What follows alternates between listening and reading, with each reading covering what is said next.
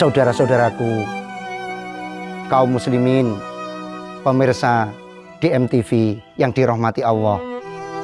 Adapun ciri orang mutakin yang kedua, wal kadhiminal ghaidha, yaitu orang-orang yang mampu menahan amarahnya.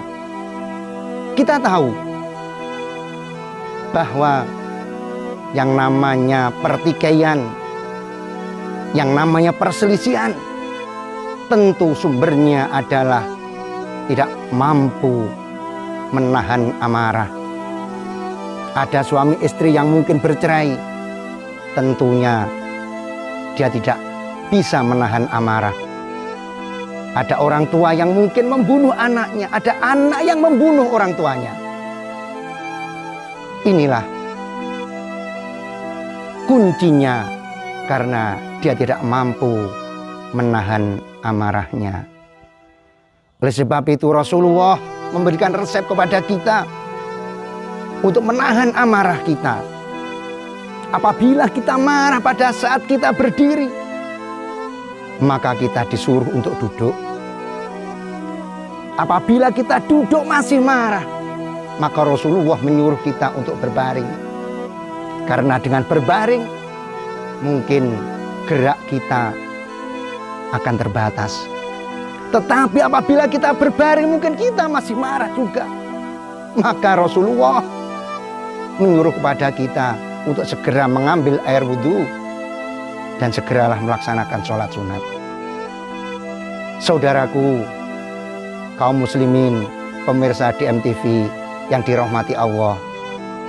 Adapun yang ketiga, ciri orang yang mutakin, wal afina aninas, yaitu orang-orang yang mau memaafkan kepada sesamanya.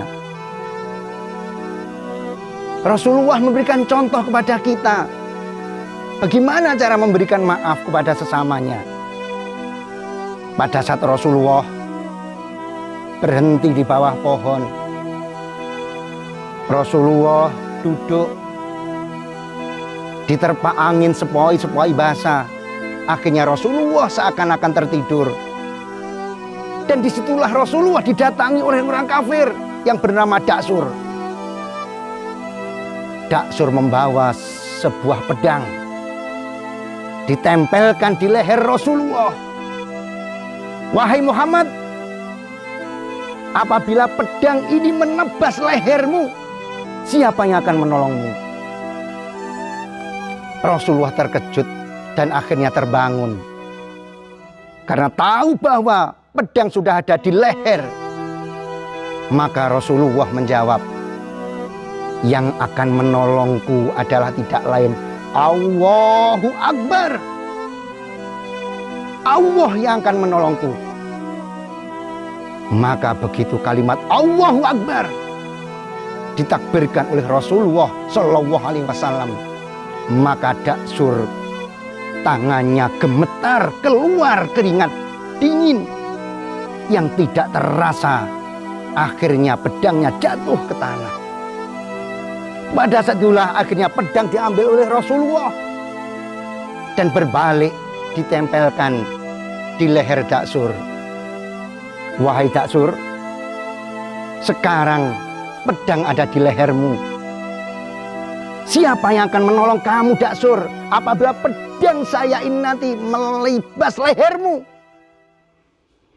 Maka Daksur tidak bisa menjawab apa-apa kecuali dia bilang, wahai Muhammad, tidak ada yang bisa menolong aku kecuali engkau mau memaafkan aku.